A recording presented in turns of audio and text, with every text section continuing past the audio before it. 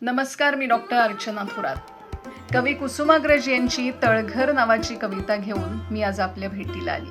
कवितेचे शीर्षक आहे तळघर. ती हसत होती सैरभैर. ती हसत होती सैरभैर, तेव्हा त्या हास्याच्या पायऱ्या उतरून मी खाली गेलो खोलवर आणि पोचलो एका तळघराशी. तळघर होते सुबक संगमरवरी, ताजमहालाच्या तळघरासारखे. आणि तिथल्याप्रमाणेच इथेही होती एक छोटीशी कबर, गुलाबाच्या पाकळ्यांनी झाकलेली, धुपाच्या दाट सुगंधात वेढलेली, झुलत्या दिव्याच्या मंद प्रकाशात संध्याकालीन पाणकमळासारखी मिटून पडलेली. आणि मग माझ्या लक्षात आले, तिचे सैरभैर हसणे म्हणजे एक ताजमहालच होते. तिचे सैरभैर हसणे म्हणजे एक ताजमहालच होते.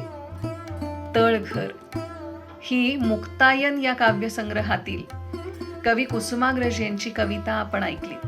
ही कविता आपल्याला कशी वाटली हे मला जरूर कळवा. पुन्हा आपण भेटणार आहोतच नव्या कवितेसह. तोपर्यंत